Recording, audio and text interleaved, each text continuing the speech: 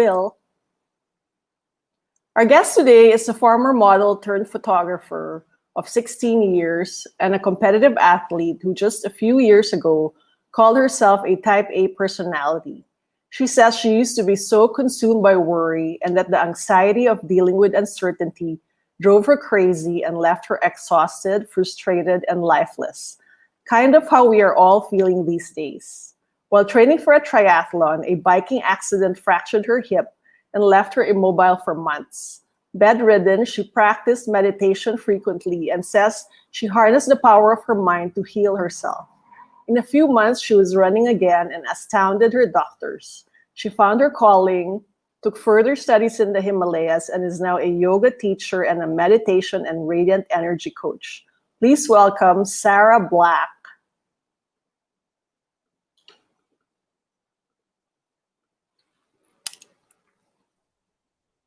Hi.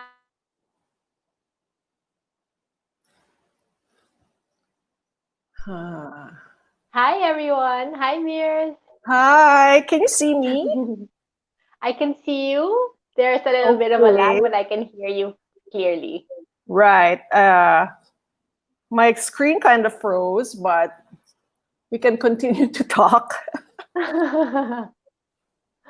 Your call. All right, there we are. Stress. Okay, we need you right now. Perfect. We'll meditate straight away. Okay, hinga na. How are you? I can feel your radiant energy emanating from your side of the screen.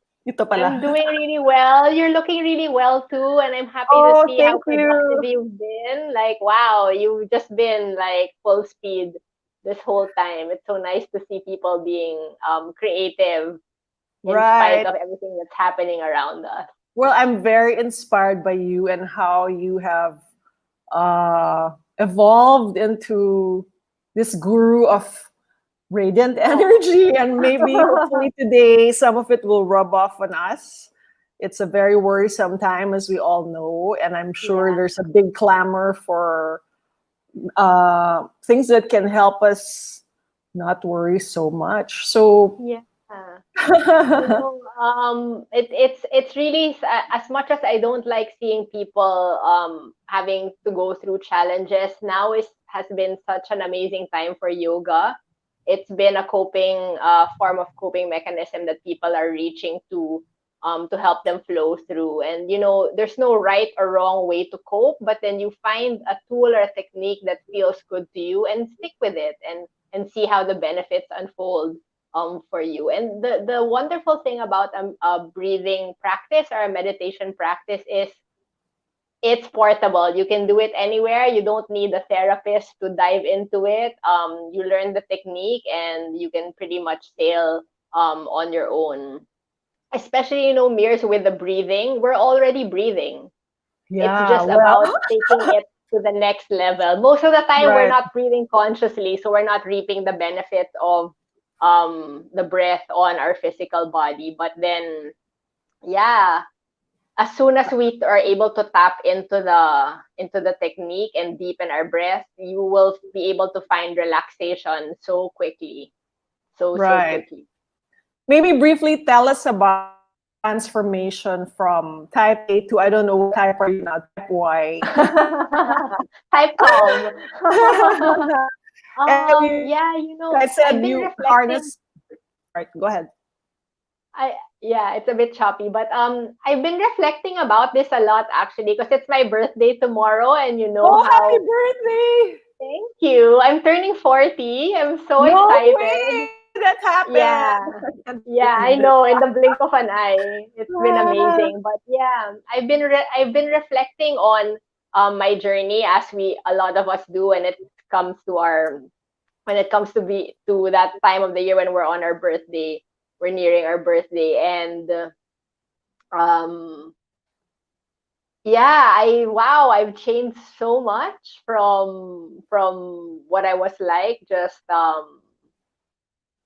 growing up. I feel like I shifted so much from being this strong-willed, determined type A personality into someone that is a lot more calmer and a lot more able to trust and flow, and really, I think more just like tapping into my feminine energy, and being able to synergize my masculine energy, that forceful aggression, with a softer energy that has more surrender to it. So yeah, I'm really enjoying the process of discovering a softer side of myself.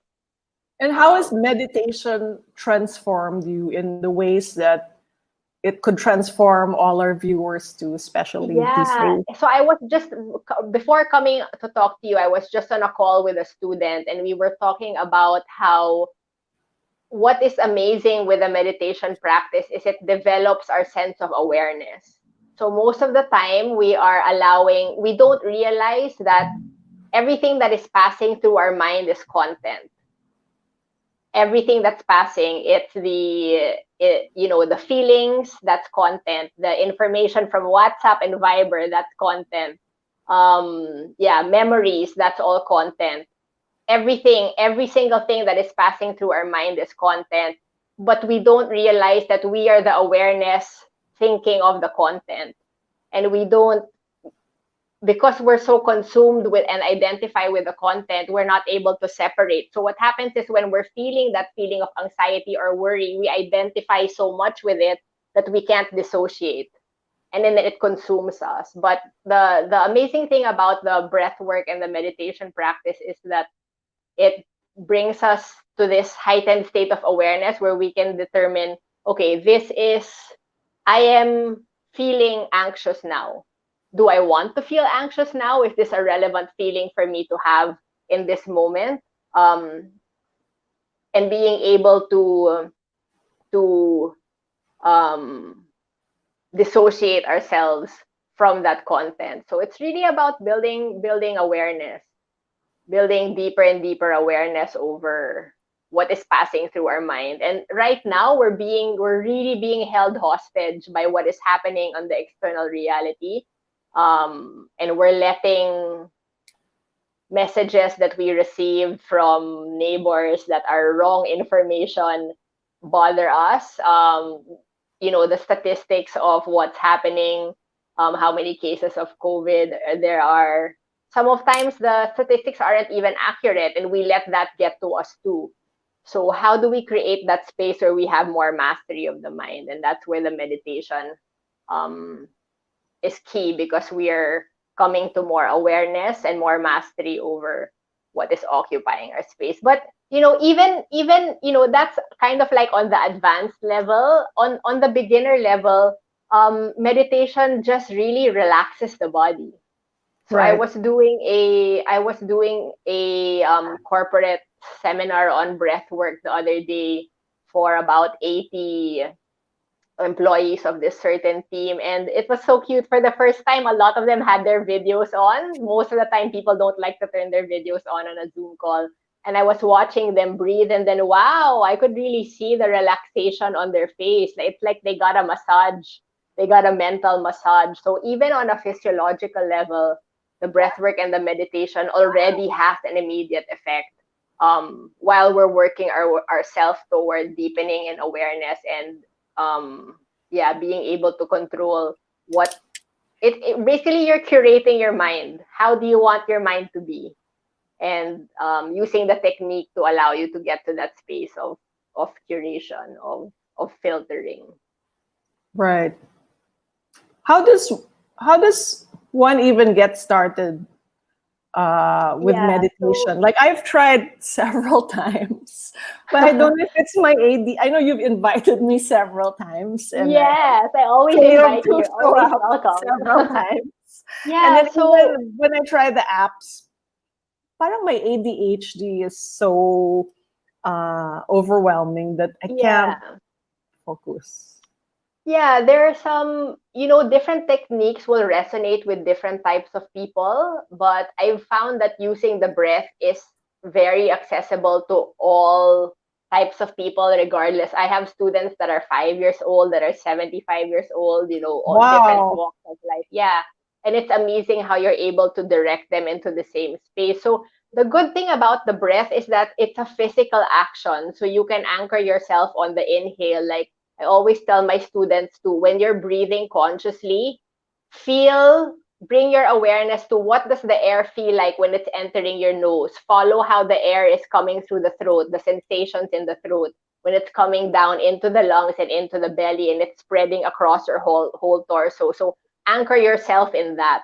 Sometimes if we're anchoring ourselves like on counting a number or listening to a teacher speak, our mind still starts to wander. But when we can come into a visceral sensation of the body, like what does my body feel like in the moment, then that tends to be a really good anchor. We can try a little breath work a little later in the convo Yes. if your All listeners right. would like to. Yeah, Yes. there's no Yes, better way please. to experience the meditative space and just to dive straight in. It was so funny because you, when you were asking me, can we do a 1 minute meditation? Sabi ko, ha, walang 1 minute meditation. You just close your eyes, tapos kakapikit mo lang, tapos open eyes ulit. She Sabi ko, said, there's "Well, no a such few thing minutes as a naman." 1 minute meditation. Short attention span talaga eh, di ba? Mental health requires some work. I So, know. Okay. yeah, just a little bit of investment. I think it's scary to most people, like, what, I'm gonna sit still for 5 minutes, but you'll be surprised when you Right. are guided through certain set of instructions that you can actually sustain. You can sustain for a few minutes and then just building from that on a day-to-day basis. And yeah, growing more and Okay. more conscious in your breath. And you can actually start breathing consciously while you're taking a bath, while you're washing the dishes. Right. Like you can infuse it into any aspect of your life.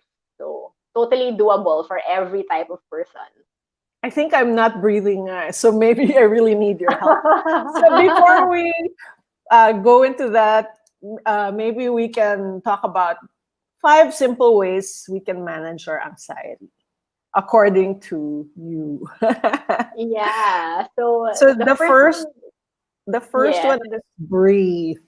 yeah. So we were Is just there a talking about this. Yeah. right way to do that? Um, so the amazing thing about the breath is that when we do it consciously, it has the ability to disrupt whatever negative thought patterns we have that are happening in the moment. Let's say you received a message on WhatsApp of some bad news. Right, And like then the bad news, like kind of, yeah, and then it triggers you, and then your mind is going a mile a minute. It's going in 300 different directions, thinking about what are the repercussions of this bad news? What effect does it have on this? Not even what effect, what potential effect. It's not even right. guaranteed that it would have an effect, right? And our mind is really wired that way. It gets triggered and triggered and triggered. What you need to do in that moment is to stop yourself, to Okay. pause, Pause. and then breathe. And then the important thing to do is to pay attention to, while your mind was going 100 miles a minute, how fast was your breath? So catch yourself breathing fast and then slow it down. So that's what we're going to do today when we start doing the breathing exercise later, is to expand the breath. And you'll read a lot of scientific studies on this, how our when we utilize the breath, it shifts our body from sympathetic nervous system, which is the fight or flight response, to parasympathetic, which is the relaxation response. And our bodies are wired to relax when we breathe. If you breathe long enough, your body has no choice. It Right. will come into a state of relax. So it's just a matter of time. Some people can relax in 3 minutes. Some people need maybe longer, 15 minutes. But your body was made to relax with the breath. So it's rooted in science and it's not just woo woo. If some Yeah, people no, are yeah, concerned, what is and this woo I woo? mean, yeah, you can go and Google it for yourself. Yeah, Google sympathetic nervous system, parasympathetic nervous system breath, and you'll see a lot of data come out. But what I would like to invite you to do is to validate it for yourself. Right. um yeah, just now when we do the few minutes of breathing together, first evaluate how you feel before you started breathing, and then evaluate how you feel after, and you will feel the shift in your body. And the more aware, the more body aware you are, you will really see like, wow, I didn't do anything else. I just was breathing, and it totally created that shift in the body. So we are Right. designed for this. Let's make use of it. Okay. Should we go on to the next, or should we learn Yes. how to breathe now or later now? Maybe at the end, let's go through Okay. everything All first. right. Yeah.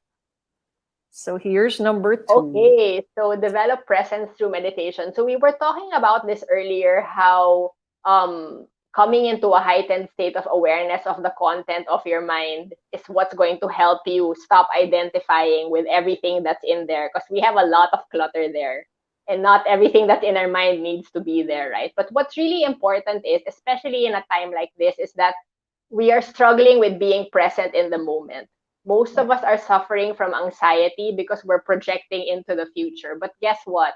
We have no control over the future. That's the only guarantee.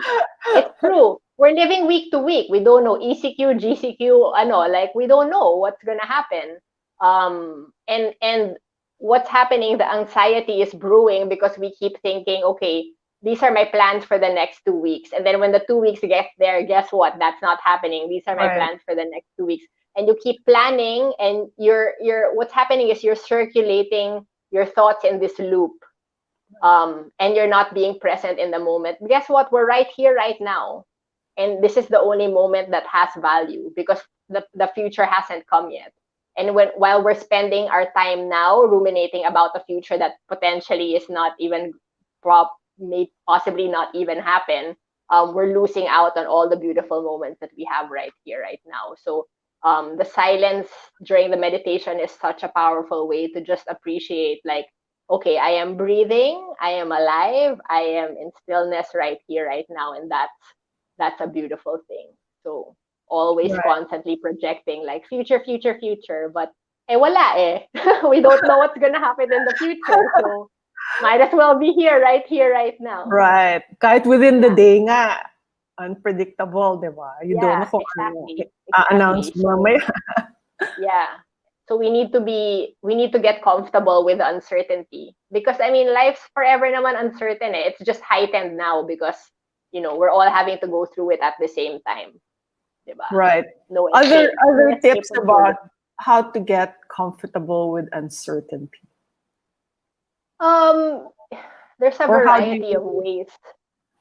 There's a variety of ways that you could come to terms with, yeah, the uncertainty. I think something that resonates with a lot of people and for my students is to develop a deep sense of trust. okay. And this is really a spiritual dimension of the human being, when we're able to tap that space, like, okay, I surrender to what the divine has in store for us. It's quite easy. That devotional space is quite easy for a lot of us to tap. And when you can slide into the trust, uncertainty, certainty, okay, I am trusting. Right. So that's one path that you can start exploring to let go of the challenge of uncertainty. And especially nga if you're type A, di ba? Because you're trained to think of scenarios like plan Yeah, A, B, C, D, yeah. and then I suddenly mean, it's there's nothing wrong with thinking of possible scenarios, but to not be attached to them. right. It's the attachment that makes us, it's like, oh, it didn't happen, and then you feel bad, or like, there's a negative resonance there. Like, you can plan all you want, but then the minute it doesn't happen, okay, I'm letting it go. Okay, Right. next, and then I'm letting that go. So the non-attachment is also really crucial in the equation. So you can prepare but detach from the outcome. Yes, yes, so powerful. Practice Okay. non-attachment. Okay. Number 3 is Guard your consciousness fiercely. Ooh. So yeah, this is it. Yeah, it's a lot of big weird words here, but then basically what this is just saying is that edit what enters your mind. Edit, edit, edit. We are getting. I was just chatting with a friend earlier today, and how what we're experiencing is not just a pandemic; it's an infodemic. There's too Right. much information, and it's making us crazy. And you're the only one who holds the gate to your mind. if you cannot exercise how the gate opens and closes, and you're just leaving it open for all this information to come in, you will fall prey to confusion, inability to see things clearly. So full accountability, like, okay, is this information that I'm receiving relevant? Should I receive it? Is it verified? Is it from a reliable source? So yes, exercising that gate in the mind, so important to helping keep us at a good state of mental health at this point in time. And besides filtering the information, what else can you do to guard your consciousness? Also, not just information, but then choose the people that you relate with. I mean, sorry na lang, not everybody is going to be like, a ball of sunshine nowadays. And if they're, no, I mean, diba? You can't Right. expect everyone to be good vibes. And if those people are affecting your state of being, then don't feel bad to put a pause on that relationship for now. You're not abandoning them. You need to be able to lift yourself first before you can go and help people. So, guarding not just the content, but then the nature of your relationships as well. How about negative thoughts? Because I've heard of the term toxic positivity also, right? Yeah, So how do like you just strike the balance rah, between? rah, rah. Yeah.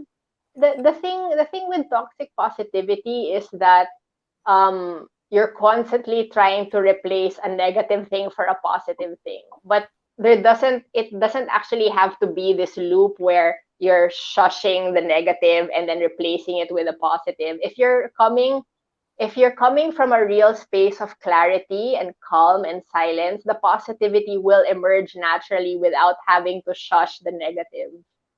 It will just really come forth. So can you give a concrete example that maybe you apply in your real life about, let's say we're worried about, let's say you lost your job and then you have no foreseeable income in the near future, and then you can't help but feel in despair. Yeah. And how can you of not course. think of negative thoughts when a very negative thing is happening to you? Yeah, completely understandable in that situation. The first thing is, don't deny the negative thoughts. Allow them. The more that you Right, suppress, the more it's going to bite you in the butt later on. So right. just allow them to rise. But the more that they're rising, bring awareness to, is this thought making me feel bad? And the more you can like discern which thoughts are making you feel bad, you're going to reach a tipping point where it's like, you know what? I've had enough. I don't want to feel bad anymore. And these thoughts that are not serving me in the present moment, I need to put them to the side. And in a time like this where a lot of us are experiencing a big sense of loss, sense of uncertainty, insecurity about our financial future. The thing that can really anchor us is to lean on other people. That's really it. No matter what you try to say, like sort your mental health, like stay in your connected relationship, stay in your support system, and don't be afraid to reach out for help. You'll be surprised at how people want to come and help you if you were open and receptive to their love and their support. So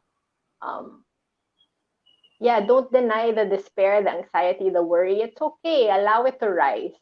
And then when you've had enough and you're ready to flow through, lean on people, and that's what's going to help you through this moment. Right. So number 4 is create healthy boundaries. So lean on people and yet discern what is healthy or not. How do you do that? Yeah. Okay, if you are helping somebody and it's making you feel drained, then that's an unhealthy interaction. So you need to be able to strike the balance between being there, being present for someone, but upholding yourself first. And it's okay. Like I said earlier, like if you are feeling like you want to distance yourself from someone first, you need to curate some of your relationships, edit some of your unfollow people on Facebook that are just, being negative, or even create distance, a little bit of distance between you and a certain family member. It's okay. Don't judge yourself. That's what you need in the present moment to help lift you up. And then when you're able to lift yourself up and come into a more elevated state, then you can come back and revisit that relationship later on. But don't feel like a failure. Don't feel bad that, oh, I wasn't able to be there for that person and support them the way they need to be supported. Like, fill your cup first. That's really the most important thing that we need to do. And sometimes I think for a lot of women also, we get into this space where we're like giving, giving, giving, and then we're nauubusan. Right. Diba? So try to catch yourself and like, okay, was that too much energy going out? Because it's a flow. Whatever you give out, you need to receive it too. And if you're not getting that giving and receiving flow in a certain relationship, then it's okay to put a pause on it for now, and then um, turn your awareness to a relationship where you are getting that ebb and flow, so that you can fill yourself up and come into a state where you feel stable and your energy is maintained, and then come back and um, revisit the relationships where you're creating the healthy boundaries. So yeah, it's so important Especially just to, especially moms, right? Like they are kind of uh born to give and give yeah, yeah, and give. And a lot of moms who work, they're even at home, they're working from home, and then they have to do all the chores and take care of all the children. And yeah, maybe the help is not there, and then they're yeah, stuck together. You yeah, also sometimes can't create physical boundaries in a small confined space. yeah, So do you have yeah. practical suggestions for Yeah, that's achieving why this? that's even more reason why we need to turn inward, because the freedom that we're seeking on the external level is not existing in the present moment. We can't have the physical space that we normally have. So what you can do is close your eyes and find that spaciousness inside of you. Keep developing that spaciousness with the breath work practice, with the meditation practice. And then when you feel the freedom and the spaciousness within, when you come out of the exercise, you'll have more to give other people. So, the spaciousness is happening on an external level. We don't have that at the moment, but you can access it inside, and fill your cup from inside. We don't have the normal coping mechanisms that we normally have, like going to watch a movie to feel better or going to the spa. Um, but the breath is always there for you. If you can just find like 5 minutes of your morning where the kids aren't jumping up and down you, demanding for their breakfast, then maybe that's all the me time that you need for self care, to sustain your energy throughout the day. Or maybe, as you said, ask for help. I mean, Yeah, ask for you help. don't just assume that it's your job to do everything. Your husband Yeah, can help, the children can help. yeah, yeah, yeah. I think a lot of women suffer from the superwoman complex. Like, kaya ko lahat, I'll do it all. And then we Right. end up coming into deeper negative states of being because we're so ubos na. And So how do you healthy help boundaries. others understand? Like, if you're a mom, okay, mommy needs to set this boundary right now. Yeah. And You know, ah, it's a very good exercise in communicating, listening deeply to what the person's needs are, and allow communicating very clearly what your needs are, so that the person can understand where you're coming from. If we don't say, most of the time kasi we assume that the person knows what we right, need, but right. actually they don't. And they're not mind readers. So if we don't state it clearly, how are they gonna know? Then we're sitting there super bitter, like, di ako tinulungan. Did you ask ba for help? Hindi din, di ba? Yeah, so we need to be just really clear about what support do we need. Like, wala nang hiya-hiya in this time. Just say it. Whatever it is you need, say it, di ba? And then hopefully if we're talking about this in the context of a partnership, hopefully your partner can really listen to what you're saying and what your needs are, and then vice versa also. So it's actually also a good time to develop good relationships because you're really Right. forced to, right? Yeah, there's Right. no other way. Like makisama tayo. You've also suggested if you have no place where you can be alone, to just lock the bathroom door. Yes. I have students who have done their meditation on the toilet. And hopefully naman your kids won't be like, "Mommy, get out of your time, your banyo time."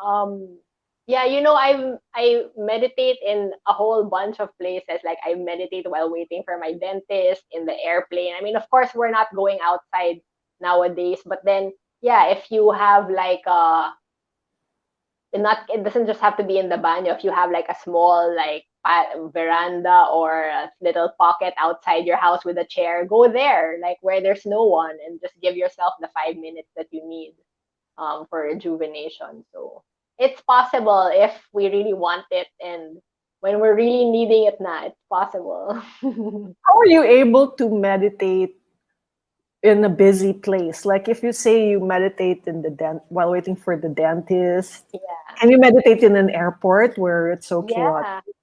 How do Yeah, you I can. I do. It's actually airports one of my favorite places to meditate because I mean, you're killing so much time. There's nothing else to do. You might as well do that. But then so what happens is, how I was talking about earlier, just witnessing what is the content in your mind. So right? everything that passes through our sensorial experience is also content. So if you're in the airport and you're listening to in the PA system, they're telling you like, what flights are up. All of that is content. So you have the ability to let it enter your mind and then let it flow. And then the next distraction comes and then that flows. And then the next comes and that flows. So essentially it's like you're building a mental muscle. You're training your mind not to practice non-attachment in each moment. So each thought is there. I discern that's a thought. Should I be attached? No, I'm letting it go. And then it becomes so fluid that every time there's a stimulus, external stimulus, automatic na. Non-attachment, non-attachment, non-attachment. And then it's just a flow. It's just a flow. And then Wow. that's how you come into the space of silence. So it takes a while. Like it doesn't happen in one session. There's some level of commitment. But the benefits, wow, really like it's shifted me so much, and yeah, really amazing. What are some things that you block and like move away like on a daily basis besides information overload? Not okay. So it's not so much really of blocking and moving away. It's more like discerning that it's there and then allowing it to flow. Because if we kind of use the word block, that is Okay. a resistance. Yeah, All right. and it needs to be more passive for the receptivity to be there. So just like a passive allowing of the thoughts. And for me, on a personal level, I also experience negative thoughts, like for example, yeah, or negative people. Sometimes like even from relatives, like they'll call me and then they'll just like bitch about something for like 30 minutes, and I'm just like, oh my god, like I don't want to hear this. But Oh then no. and then sometimes like there's also a residue that when I leave the conversation I still feel heavy, and I don't like the heavy feeling. So I have to tell myself, okay, that's also content. I can feel compassion for the person who was bitching about whatever they're, going through. But I don't want the heaviness. So I have to acknowledge that I can let the heaviness go. So just training yourself to catch anything that is not that you find undesirable in your mind, and saying, okay, that's not serving me now. I want to come into a better state of being. I want to be chill. I want to be happy. And I can start to pinpoint like, what is the thing that's making me unrelaxed? Would you, Identify it, and then would you compare it to like a desktop in your brain where when there's like a file, you put it in a folder first? Parang ganun ba? pwede naman. Yeah, pwede naman. Like, yeah, Then later I na mean, lang. constantly naman, everything that's in your mind, you're filing it away, like, as a memory, right? and it might resurface later, not just because you told yourself, okay, I don't want to, I'm gonna let that go now. It doesn't mean it's gonna resurface later on, but it's just a continuous process. Like if you catch yourself again feeling that negative feeling, like, oops, I'm gonna let that go. Okay, let go. And then mga 1 week later, oops, it comes na naman. Okay, it's okay lang. I'm gonna let it go. So just this constant catching yourself and then practicing the non-attachment in every moment. So Or yeah. if the nega relative calls again, then what you learn to set your healthy boundary and say, Yeah, yun, pwede rin. Yeah, "Tita, yeah. Yeah. bukas na lang," or Yeah, or while they're talking, you can just put the phone there and then oh my have gosh, your merienda, and then speakerphone. do your other stuff, water the plants, and then she's still complaining there, diba? And then just come back, she's still complaining. Tama. Pero at least relax Very ka lang, diba? recommend You're just that. there watering your plants. Right. Okay, and then number 5, very important. Yeah, yeah, so important. Suspend judgment on yourself. We are So, our worst, um, worst. yeah, wow. Like a lot of the times when we're experiencing this worry, this anxiety, this frustration, we're telling ourselves, ano ba? Why are you anxious? Ano ba? Why are you worried? Ano ba? Why are you being angry? But all of what you're feeling is valid, and it doesn't really help to judge yourself that I'm not being the kind of person that I want to be, or I'm not there yet. Acknowledge it, allow it, and then discern, okay, I'm gonna let that go, and then let it go. So a lot of, when I was in India, I took like 5 days of silence, and wow, my biggest realization was I was so judgmental. There was so many thoughts of judgment going through my mind. Like I was even judging people, like why are they putting 3 teaspoons of sugar in their coffee? That's too much sugar. Oh my Like, god. yeah, I was just catching myself judging all the time. And I went to my guru and I asked him, I told him about my experience when I was in silence for that long. I was able to witness how judgmental my mind was. And what he said was really enlightening to me. He said that judgment comes from a space of self loathing. So whenever you're judging, it's because there's a space in yourself that you secretly hate. So especially, yeah. So when you're judging yourself, you feel like you're not worthy, you're not meeting a certain standard that you set for yourself. But who set that standard, and why does that standard exist? So more Right. compassion to the self in this, especially now. Like, dude, like we're in times of COVID. Like, why do we need to judge ourselves? Like, if we're feeling sad on a certain day, we're feeling sad. It's okay. If And we're feeling down, if we're feeling sluggish, lethargic, that's okay. It's not usual times. And you're not gonna be there every day. Just more right. compassion to where you're at and acknowledge, okay, I'm not feeling my best today, but I'm gonna try to be different tomorrow, maybe. And then when we're less judgmental on ourselves, then that naturally flows. We stop judging the people who put three spoons of asukal in their coffee because we found that space of compassion in ourselves. So yeah, really interesting, the interaction between the inner and the outer. For me, in the early days of lockdown, the challenge was uh, how to not feel bad for not being productive. Because there were days Mm-hmm. where I would just Yeah, be catatonic on the couch. And yeah. then, of course, when you look through social media, parang, wow, ang People dami are na nilang baking bread. nagagawa. They're so productive.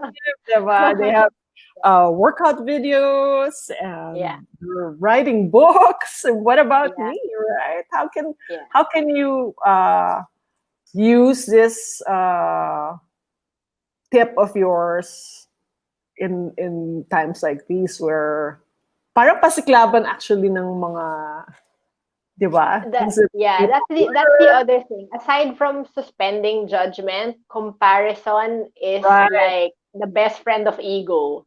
The Yes. more that we compare ourselves to what other people are doing, the more that uneasy residue starts to build up and bubble up. But why are we comparing? There's no need. Like, where's the competition? Where is that coming from? The Right. only person that you need to be competing with is yourself. Better yourself. That's the only thing you need to concern yourself with. Like, who cares what other people are doing? Everybody's on a different path with different timings. We all have a different life purpose.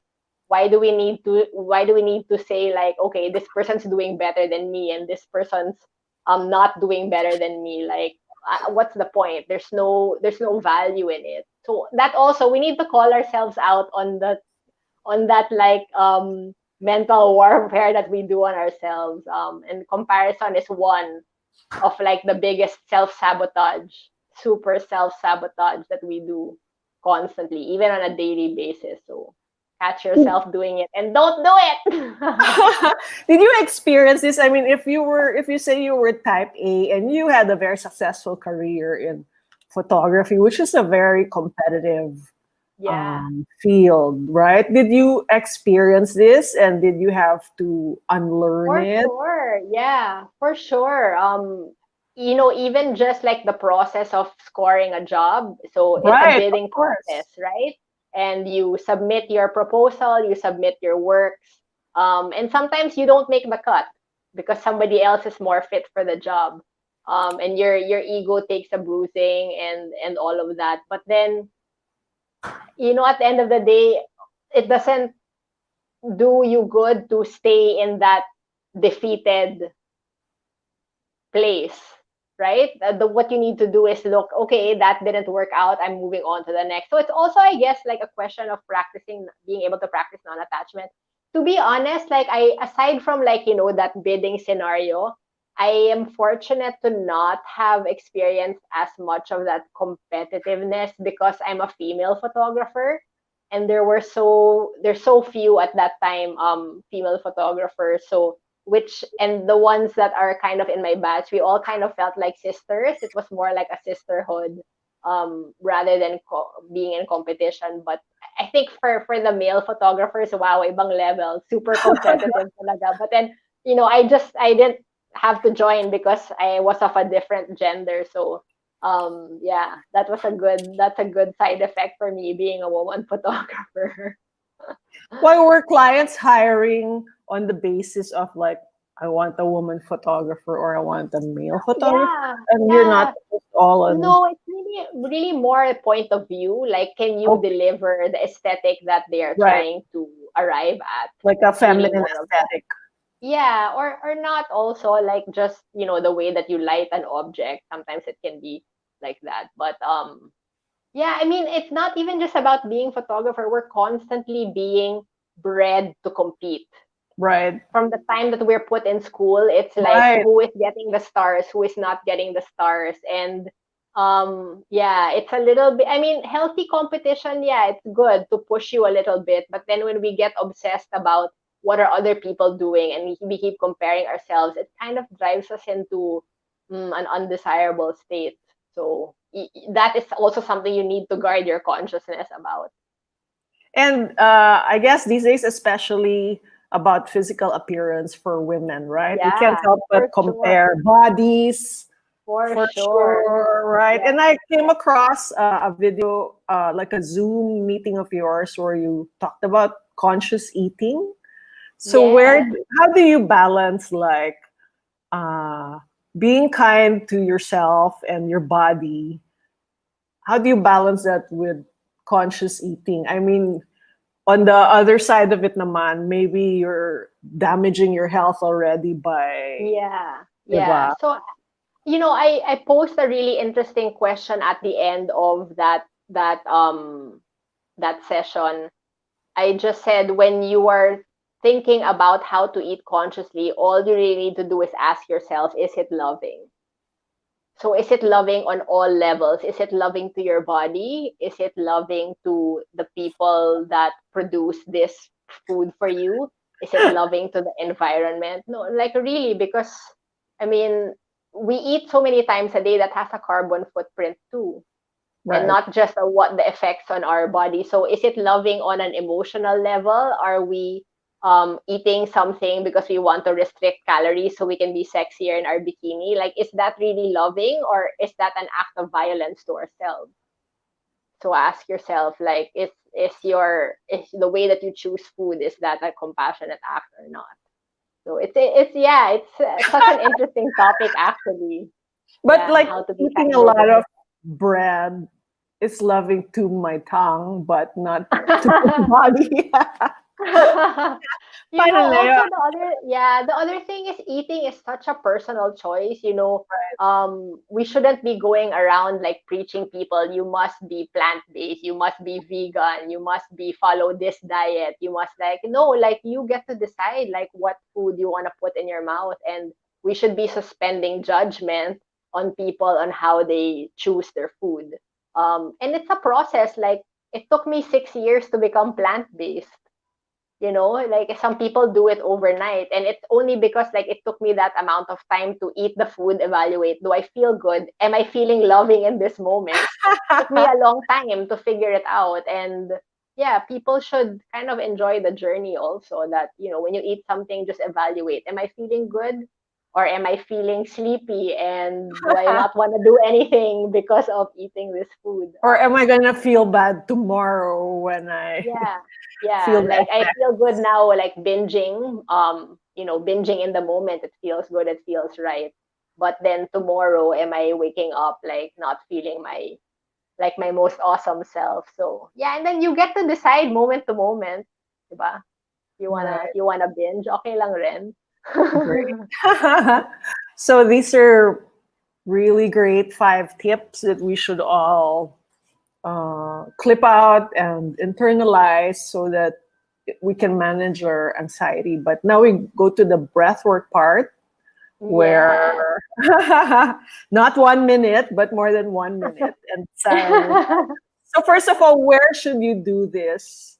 Okay, And so ideally, if you wanted to, this practice that we're gonna do today is really, really simple. It's called the four-part yogic breath. So if you've attended any of my live meditations, free live meditation sessions, you might have experienced it already. But basically, we're just training our breath to go long and slow.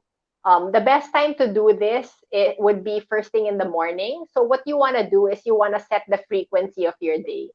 So if you're able to catch yourself in a state of anxiety throughout most of the day, if you set your frequency to be calm at the start of the day, that tends to flow across the whole day. If you wake up and you're anxious straight away, like you reach for your phone, you start reading negative news, and that spirals you into the 300 directions, then most likely the rest of the day you're going to be maintained in that anxious state. So, what you want to do is start with the breathing first thing in the morning so that you're already calm, and then maintain that state of calm across the day. That being said, there's no wrong time to do the breath work. Like I said earlier, I do it while I'm waiting for, in any situation. You're waiting, your date is late and he's taking forever. You take a few minutes to do your breathing. Like there's no right or wrong time to do it. It's also beautiful to do it at night when you just want to relax a little bit more. So the setting the frequency in the morning is helpful for us to be able to sustain a certain quality of energy, but it's not wrong to do it at any other time. And then what you would do is just to take a seat on a chair, take a long tall spine. Avoid resting your spine on the back of the chair so that your body has the opportunity to come into a stance where your lungs are open. So what happens when we're resting on a chair or our back is hunched, the lungs are collapsed, and we don't experience the deep oxygenation that potentially could happen. Yeah, so so if anyone wants to come and join us now, you can feel free to yes, sit on your please, chair. everyone, Yeah, in the sit on the chair. edge of the chair and don't lean and then, yeah, so disclaimer, if you're just gonna watch us breathe, you won't be relaxed. You're just gonna be watching us breathe. So if you want to come into that subtle state of relaxation, please join us. Okay, let's get straight into it. All Sit on right. your chair, take a long, tall spine, stack your shoulders over your hips. And we're just going to breathe naturally here in and out through the nose. Inhale through the nose and exhale through the nose. Keep watching your breath this way. Inhale nose, exhale nose, all the while turning your eyes inward, eyes closed, just watching the breath. Start to follow the path of the breath. Follow the air coming in through the nose, down the throat, into the lungs, into the belly. Take a full deep breath here. And watch the breath as it leaves the body through the lungs and the throat and the nose. Just inhale long and slow. And while you're inhaling here, notice how effortless it is for your body to start breathing slowly. Your body is actually craving for an experience of a deep breath. Keep going here. Long and slow breath.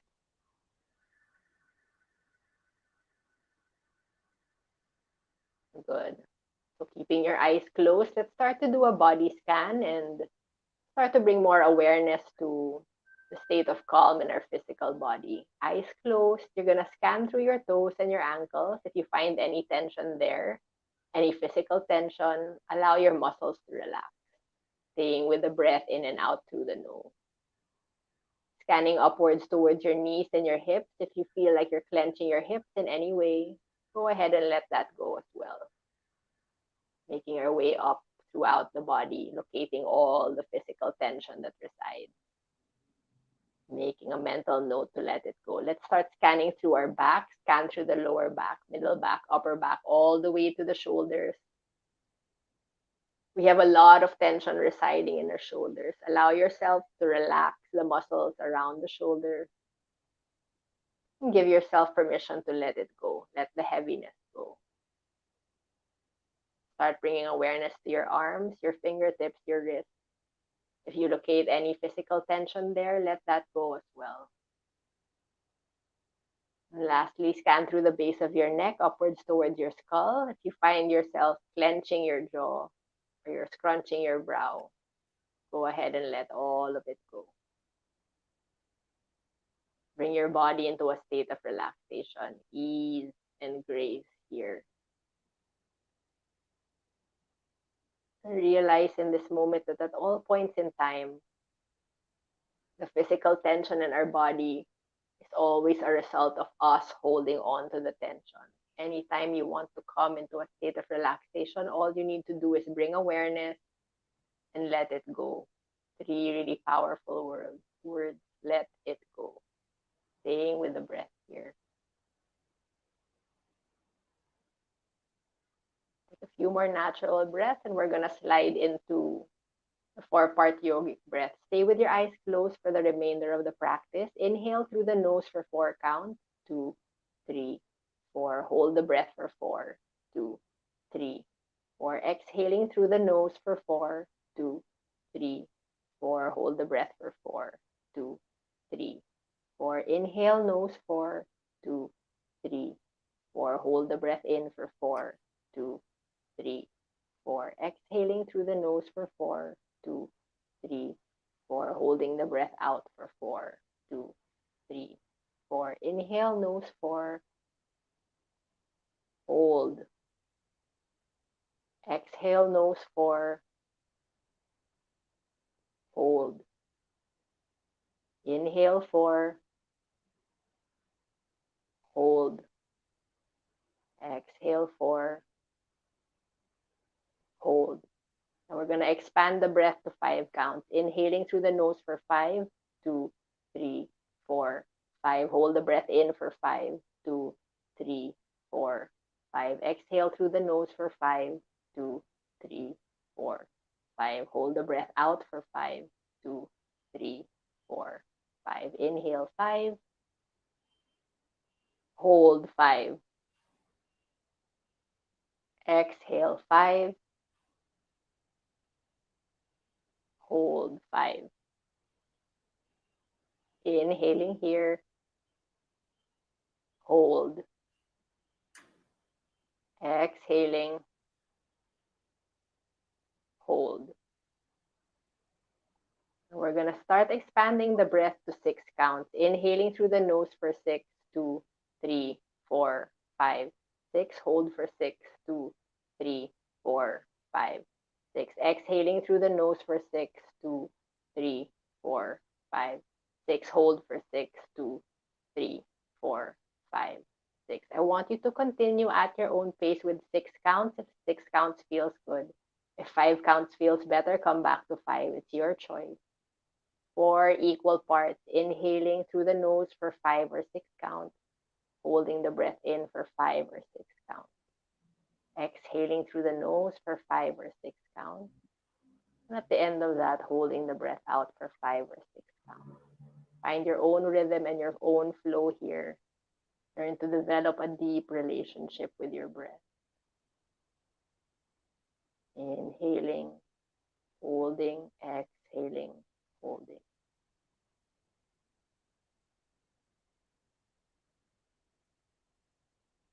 And at any point in time, if you still feel any thoughts rising in your awareness, anchor yourself in the movement of the air into the body. Focus your awareness on the air coming in the nose, into the throat, into the lungs. Keep following the air as it leaves the body. Stay fully present in this moment. Keep anchoring yourself in the breath. When thoughts come, allow them to come and allow them to go. Practice non-attachment here. Find your own ebb and flow. Let's continue here for a few moments in silence, working with the count and the breath, nothing else.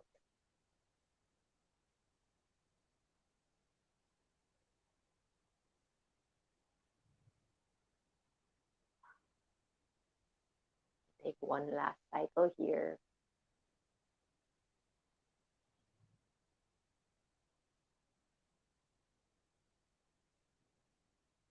At the end of that last cycle, release the 4-part breath. Take a few natural breaths through the nose. Stay with the eyes closed.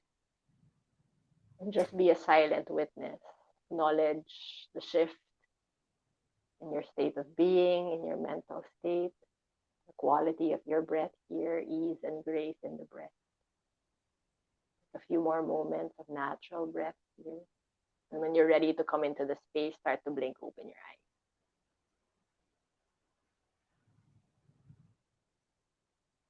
Whew. How are you? Ooh. The waves behind me are now still. Na-consume ka ba ng wave? So yeah, that was about like nearly 5 minutes of breathing. Wow. I don't think I've ever sat still for 5 minutes that way. Congratulations. I think you healed my ADHD for 5 minutes. Wow, in one go. Grabe naman. But yeah, I mean, like what I was saying earlier, we don't need all this scientific data to validate our experience. Sit down and breathe. Right. And really be honest in yourself, like, did I feel calmer? And that's all. That's all you need. Yeah. Right. This is part of a anti-anxiety course that you were teaching. The first 3 Saturdays of August. Would you like to talk about it and invite our viewers? Yeah. So if you're interested to learn how to deal with the anxiety that you're feeling as a result of COVID, I'll be teaching 2 very powerful Himalayan breathwork practices, meditative practices that you can start to do on your own pace when you're starting to feel that anxiety rising. So as Myrza said, it's going to be a workshop style. It's 3 Saturdays of August, 8, 15, and 22. It will be via Zoom at 9 to 10 in the morning. I'd be happy to send you more details if you're interested to learn about more of the mechanics of the course. You can send me an email at liveawakeph@gmail.com.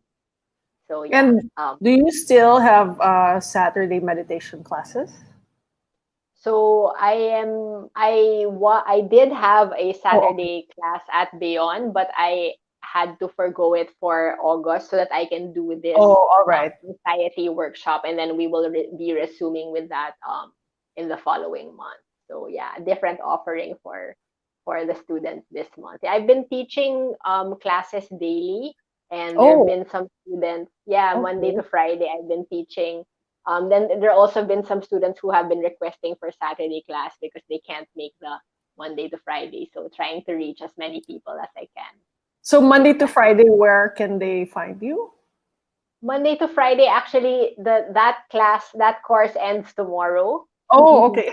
So yeah, so my August, So my just August offering is just gonna be on Saturdays. Yeah, for now, and then we'll reformat the classes again for September.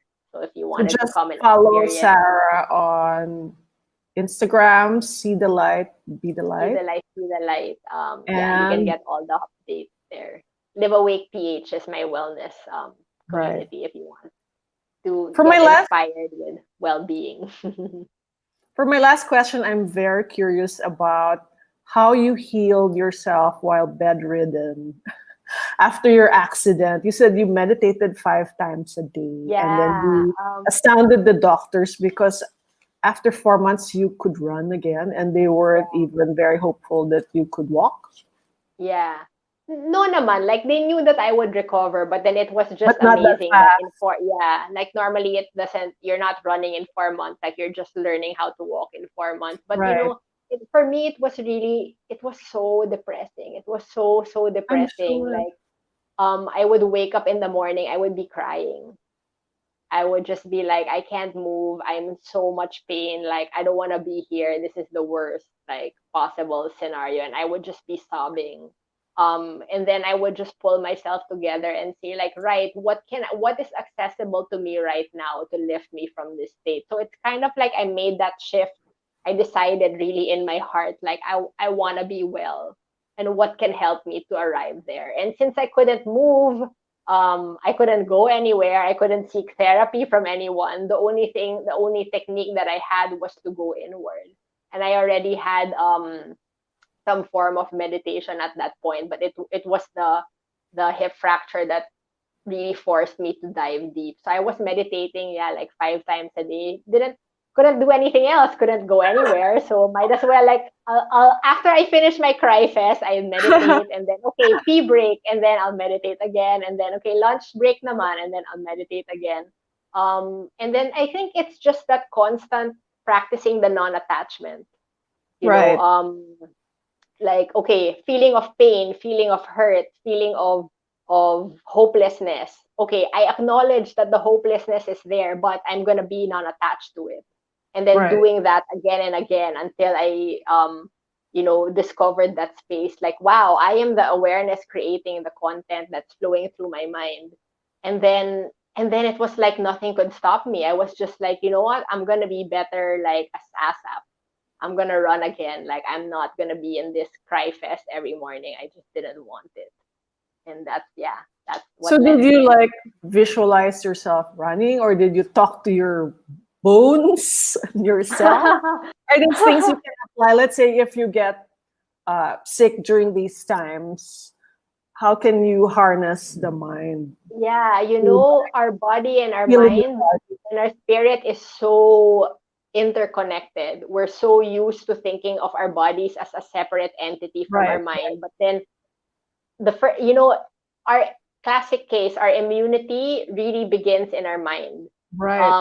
Okay, so going back to the 5 tips, when Yes. you guard your consciousness fiercely and you don't allow this negative news to infiltrate your brain, which affects your immunity, because when you are in a state of anxiety or fear, it's been proven scientifically that your immunity drops. Wow. So when you're able to guard the thoughts that enter your mind, you can be more at a stable presence, and then you're not, fearful or anxious every time you go out. Oh my god, does that person have COVID? Am I getting it? Right. Like, that's making your immunity drop. So Wow. when you're able to arm yourself with more relevant knowledge, like, okay, what are the ways that I can catch COVID? It's not if you go out and you're well protected, like you're in a mask and you do your social distancing, the chances of you contracting something is very low. Like, it's a very, very minuscule percentage. um yeah, so the connection between our immunity and seeing that connection between the mind and the body, so powerful. And in terms of healing, like with the hip fracture, at the end of the day, it is really just me transforming into this space where I was more loving to myself. That's really what it is. It's not even about talking to my bones. Like, bones, ano ba, heal ka na, ang tagal mo. It's like, Kasi no, kung I am ako yun, here now. ganun. Yeah, parang impatient, di ba? Parang, hurry up, like, you need to go faster. No, it was like a full acceptance. I am here now, and my life has been led to this space so that I can learn and I can grow from this situation. Like, teach me what I need to know. And just, yeah, imbibing that as I go. And that's really one of the things, the beautiful lessons that came out from that whole experience was just how to love myself more. Um, Corny ba? Uy, corny. Kailangan natin lahat yun. So what is Yeah. COVID teaching us that we need to know? Oh, wow. So many. Or Yeah, so many essentially, things. if there's one important thing that you want Mm, us to ponder upon before you go. yeah, it's hitting the head on, it's hitting the nail so on so many levels at this point. But for me, it really just boils down to having a deeper loving experience. So because we're trapped in, so it's either of two things where we feel isolated, like maybe for some people who live alone, you're not Right. able to connect with other people. Or sometimes we're also feeling too much connection because like all our relatives are like there, like our kids are like Right. just hovering all over us. And to just earnestly evaluate, like, okay, um what is the quality of love in what I'm experiencing in the present moment. If I'm feeling isolated, go and connect, make a point to connect with people, get on a call with people, talk to them about your feelings. Yeah, find that space where you can feel like you're visible and you can experience that loving connection with someone. And then and the other side, if you're experiencing too much naman connection, Right. it's also an opportunity for you to deepen in communication with your partner or your children, like, sit down and have a heart-to-heart talk, like, anak, hindi na pwede yung ginigising mo ako ng 3 a.m. para sa gatas mo. Depends, of course, what age they are, right? But Yeah, all breastfeed yourself. opportunities, yeah, but all opportunities to just be more loving in each situation. So yeah, so much room for us to grow actually at this point. It's gonna be difficult, the difficulties maybe are just starting because Right. we're about to rebuild the economy, and people have been losing their jobs left and right. But then let's not forget that I mean, after the diamond has to go through this whole process for it to be a diamond. So we're in that phase now where we're getting all the pressure from everywhere, but at the end of the day, like, yeah, time to shine. So let's just keep at it and be patient and trust that we'll be led to the space we need to be led to. Thank you so much, Sarah. Thank you for Oh, you're helping us welcome. see the light and hopefully be the light like you and Oh. emanate light. Although you told me it's just good lighting because you're a Yes, photographer. I'll I show you. can, I'll take a picture of my lighting setup. I can see the light emanating from within. And so tomorrow morning, I shall practice what you taught me. Yes, please breathe. Everybody, let's breathe together. Yes. All right. Thank you, Sarah. Thank you, everyone. Have a good evening. Bye.